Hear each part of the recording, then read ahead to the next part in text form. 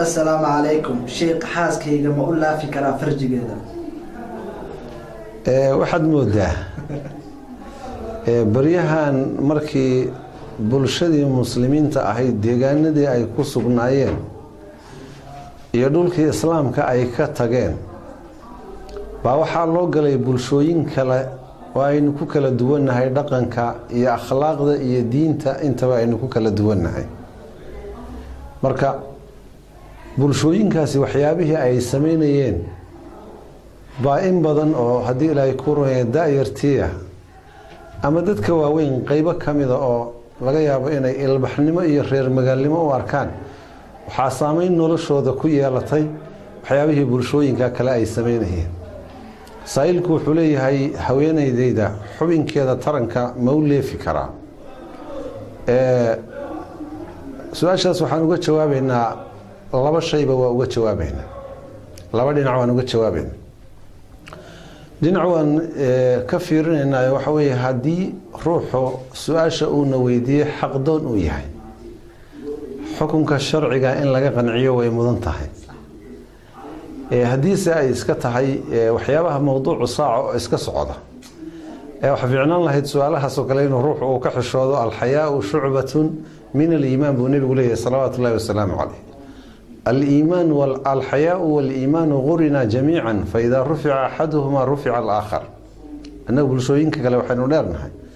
أخلاق ذا قيب مهمة أو حشود لي الروح وعيابا قاركود وكحشود هذا سحق دون تهي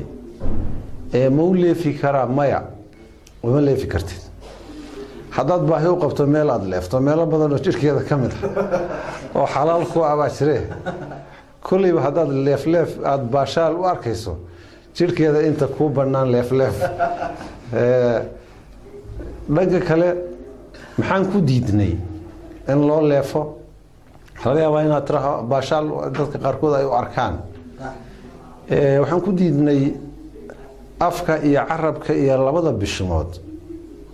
waa xubnahaaga meelihii ugu qiimaha badnaa waa meeshii quraanka ilaahay subxaanahu wa tacaala lagu akhriyay waa nicmadii ilaahay oo kuugu deeqay alam najcal lahu caynayn wa lisaanan wa shafatayn waa maxallu dikri oo nabigeenu salawaatu ullahi wasalaamu caleyh wuxuu leeyahay kalimataani khafiifataani cala lisaan xaggee wax lagu akhriyaya carabka wax lagu akhriyaya saqiilataani fi lmiisaan miisaanka ku culus حبيبتان إلى الرحمن الله الرحمن كعجز لقيت عليه سبحان الله العظيم سبحان الله وبحمده أنك وحنا خصية عربك كفضوض عربك وحبنك ذكرك يحسك إلهي سبحانه وتعالى له أديك سنة محلك هذا أديك سنة ومحي وماشي نجاسة أي كسب بحس هذا يرمك اللقمة تلقلين إن شاء الله تعالى حال لوgu talagalay xubinkaas Ilaahay subhanahu wa ta'ala xubin kale uu sameeyay hadii Ilaahay ku rooyo saadarteed qaababka raaxadaada iyo xiriirka gogoleeda adii islaantaada idan dhex maraya waxa xadeynaya sharciga xadeynaya sharcigu wuxuu ku baneeyayna hadii Ilaahay ku rooyo hadad baashaal iyo raaxo u arkayso ku raaxayso ku baashaal ama muulee fikramaya iyaduna kuma leefi karto dhanka kale waxa yiraahdaa waxa laga yaabaa rag inay dumarka ku qanciyaan kaygu waa kan nijaasayar kama nijaasayar ya saadarteed iyaduna kuma leefi karto kuma jaqi karto adiguna uma leefi kartid su'aashaasi insha Allah ta'ala horaan uga sheegay oo haduu ruuxu qof jaahila uu yahay baan uga qancinaynaa su'aalaha noocaas oo kala ana in laga xishooda fiican maxaa yeelay al-hayaa'u shu'batun min al-iimaan waanay media iyo public gelin qofka u baahan uu sheekh si gaar ah u weydiiyo way ku fiicnaan lahayd